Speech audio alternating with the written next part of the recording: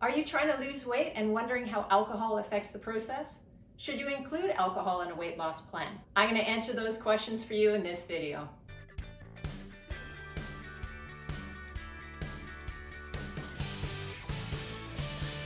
Hi, this is Ivana. Welcome to my channel. I'm all about breaking through the BS of the fitness and nutrition industry and giving you practical, evidence-based advice. If you're new here, please subscribe and hit the bell. I'm going to do a deep dive into how does alcohol affect weight loss so that you know whether it can be part of your particular nutrition plan.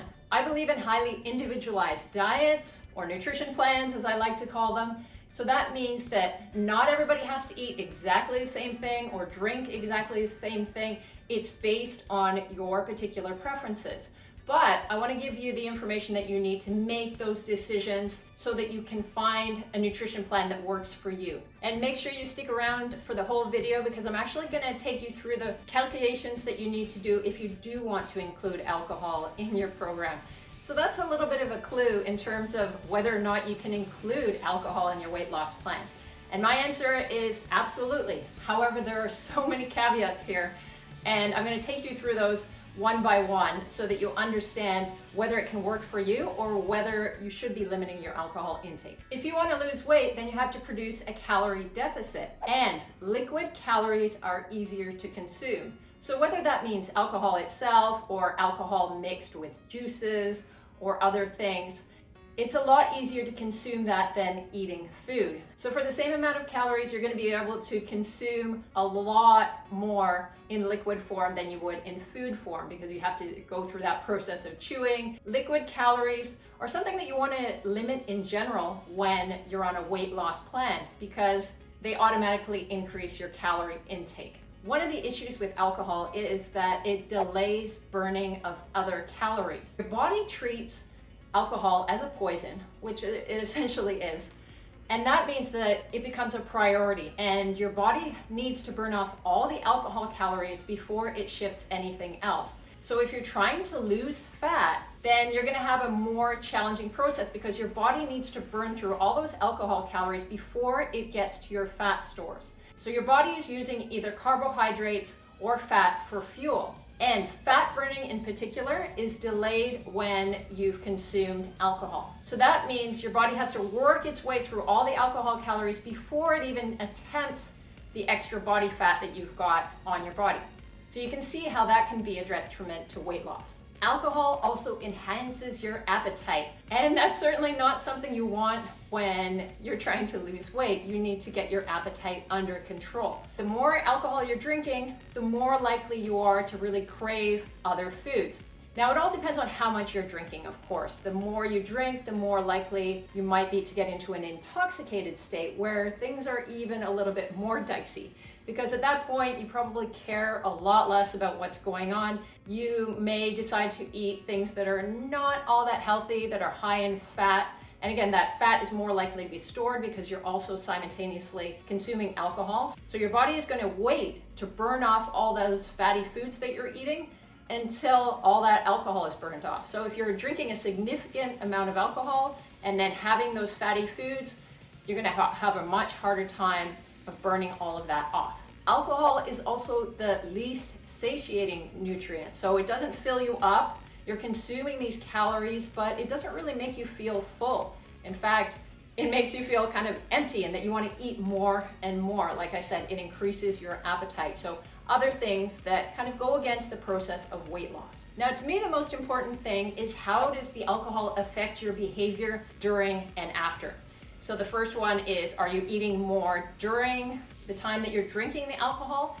And then what happens the next day? So, if you've consumed too much alcohol, then the next day you might be tired and dehydrated. You might have a headache and you're not feeling great. What does that mean? How does that affect your behavior? Are you going to be eating really healthy the next day? Probably not. Most people will have some sort of binge or their lazy food, whatever it is that they have whenever they can't be bothered to do anything. You're also probably going to have pretty minimal calorie expenditure on that day. Chances are, if you're a bit hungover, you're going to spend a lot more time on the couch rather than moving around and expending further calories. You're going to be reducing your calorie expenditure, and that's not great. So it's already affecting your calories that day. You may even skip your workout if you're due for a workout, so then you're missing that workout, so there's that additional calorie burn.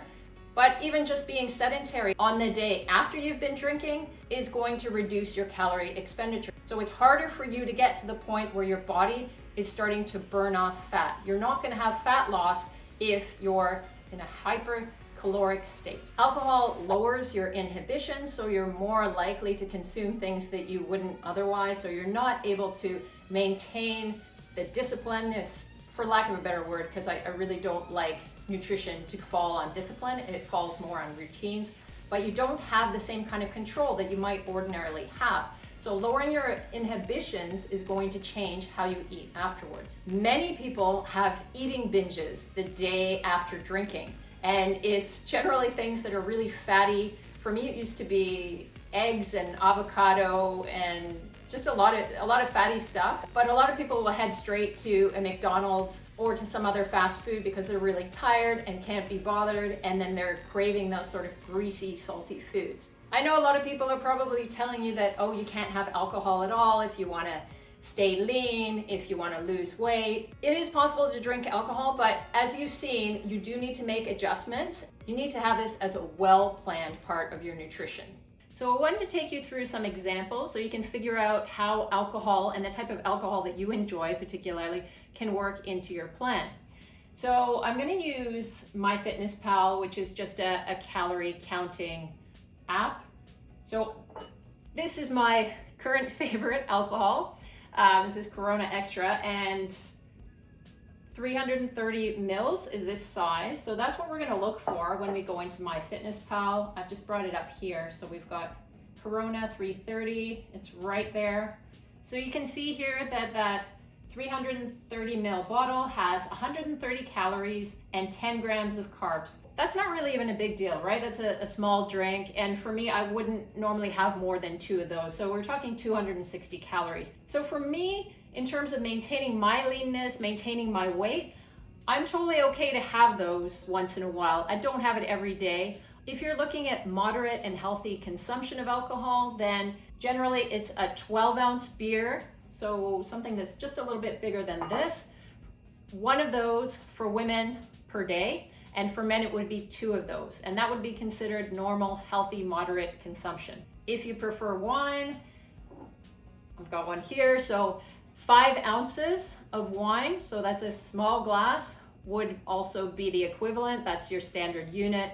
So that means 1 glass for women and 2 glasses for men.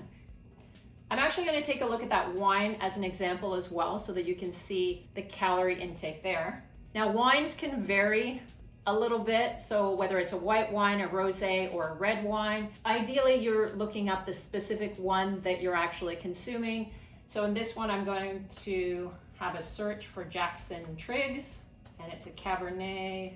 If you look at that one, 1 serving, Jackson Triggs, 124 calories for that standard size unit, that 5 ounce. So that's going to be a small glass that I've got up on the shelf. 1 glass of wine, certainly after work, is not a big deal. But again, you want to take into consideration the things I mentioned before. How does it affect your behavior? How are you going to feel? And how will that change your eating behavior afterwards? Are you going to consume additional calories and end up in a calorie surplus? That's what you need to pay attention to when you're striving for weight loss. Now, you don't need to count calories in order to lose weight. If you're interested in me doing a video explaining why, please do leave a comment below and I will make that video for you. The key thing is that you have some sort of awareness of the calories that you're taking in on a regular basis. Remember that you can look up the information for whatever alcohol you choose to drink. Obviously, the lighter choices that I've shown, the beer and the wine, and perhaps the simple spirits like vodka, are a lot easier to fit into a weight loss plan than all those mixed drinks. Like anything that's mixed with juice or soft drinks, your calorie intake is going to be a lot higher, and those things are really easy to drink too. It's certainly a lot harder to fit them into a weight loss plan.